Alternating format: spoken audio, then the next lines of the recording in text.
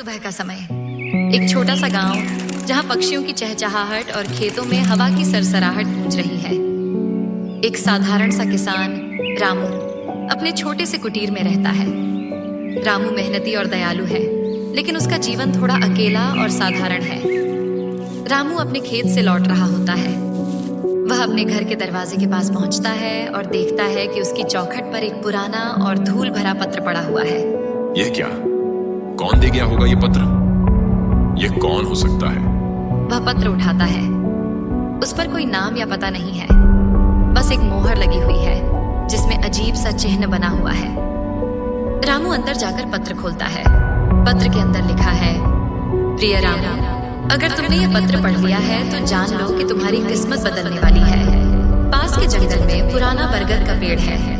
आज रात चांदनी में वहां जाओ और तुम्हें तुम्हारे जीवन का सबसे बड़ा रहस्य मिलेगा, एक दोस्त।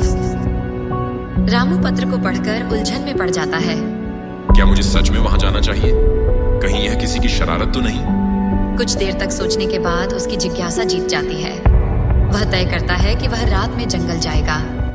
जंगल के अंदर जाते हुए वह अजीब आवाजें सुनता है, कभी उल्लू की आवाज तो कभी सूखे पत्तों पर किसी के चलने की सरसराहट। कोई है यहाँ? रामू आखिरकार उस पुराने बरगद के पेड़ तक पहुंचता है। चांदनी उसकी शाखाओं से छनकर नीचे गिर रही है। अचानक पेड़ के नीचे जमीन पर चमकती हुई कोई चीज दिखती है। वह पास जाता है और देखता है कि यह एक ताला लगा हुआ लकड़ी का डिब्बा है। डिब्बे के ऊपर वही चिन्ह बना है जो पत्र पर था। पास ही एक चाबी पड़ी हुई है। रामू डिब्बा खोलता है। अंदर एक सुंदर और चमचमाती हुई घड़ी है। घड़ी पर लिखा है, समय पर भरोसा करो। घड़ी को छूते ही रामू को अजीब सा एहसास होता है। उसके सामने अचानक उसके बचपन की झलकियां दिखाई देने लगती हैं। वह देखता है कि उसके माता पिता ने हमेशा उसे सिखाया था कि समय की कद्र करना जीवन का सबसे बड़ा पाठ है। रामू समझ जाता है कि यह घड़ी केवल एक जादुई वस्तु नहीं, बल्कि उसे उसकी जिंदगी का असली उद्देश्य समझाने के लिए है, समय का सदुपयोग करना और अपने सपनों को पूरा करने का साहस करना।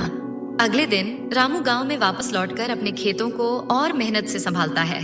वह लोगों की मदद करता है और अपना जीवन पूरी ईमानदारी और उद्देश्य के साथ जीने लगता है। रामू जब शाम को अपने घर लौटता है तो दरवाजे पर फिर से एक पत्र पड़ा होता है। तो कहानी अभी खत्म नहीं हुई। रामू अपने घर के दरवाजे पर पड़े दूसरे पत्र को उठाता है। पत्र के ऊपर वही चिन्ह है, लेकिन इस बार उसमें एक और अजीब बात है। पत्र के साथ एक छोटी सी गुड़िया बंधी हुई है, जो दिखने में किसी पुराने समय की लगती है। अब ये गुड़िया क्यों?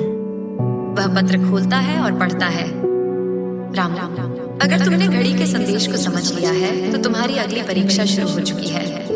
इस बार तुम्हारे साथ कोई और भी इस रहस्य का हिस्सा बनेगा। जंगल के दूसरे छोर पर एक वीरान मंदिर है। वहां जाकर अपनी अगली कड़ी को ढूंढो, लेकिन ध्यान रहे, घड़ी का सही उपयोग ही तुम्हें सही रास्ता दिखाएगा। रामू थोड़ी घबराहट और उत्सुकता के साथ जंगल की ओर बढ़ने की तैयारी करता है। तभी दरवाजे पर दस्तक होती है। दरवाजे पर गांव की एक लड़की गुड़िया खड़ी है। वह निडर और जिज्ञासु स्वभाव की है। रामू काका, सुना है आपने कल रात जंगल में कुछ ढूंढा? ये क्या चक्कर है? रामू उसे चुपचाप सब कुछ बताता है। गुड़िया, जो हमेशा रोमांचक चीजों की तलाश में रहती है, तुरंत कहती है, काका डरिए मत। रास्ते में पेड़ों की अजीब सरसराहट और घने अंधकार से वातावरण रहस्यमय बना हुआ है। रामू को डर लग रहा है, लेकिन गुड़िया उसकी हिम्मत बढ़ाती है। काका डरिए मत, जो होगा हम मिलकर निपट लेंगे। वैसे ये घड़ी सच में जादू कर सकती है?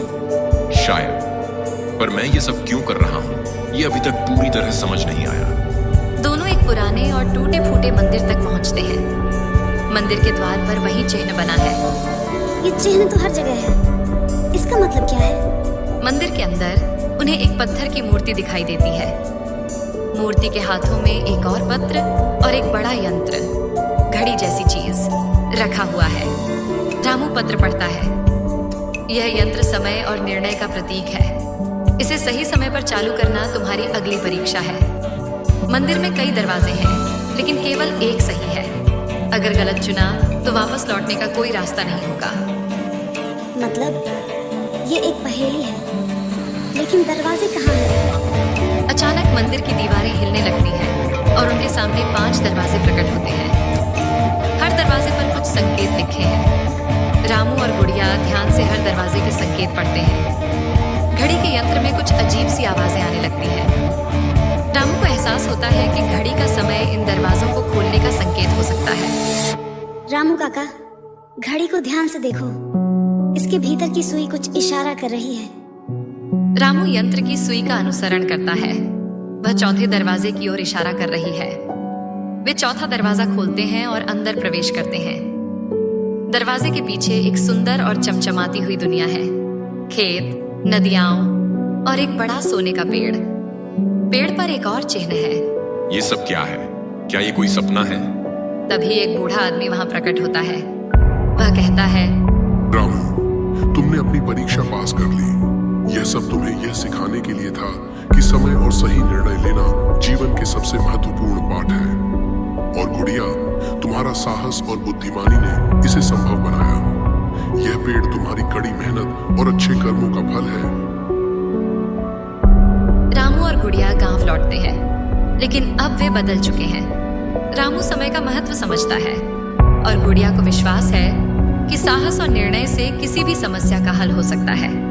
काका, अब अगर कोई और पत्र आए तो मुझे पहले बताना। मैं इस बार अकेले सब निपटा दूंगी। रामू मुस्कुराते हुए आसमान की ओर देखता है, मानो किसी अज्ञात शक्ति का धन्यवाद कर रहा हो।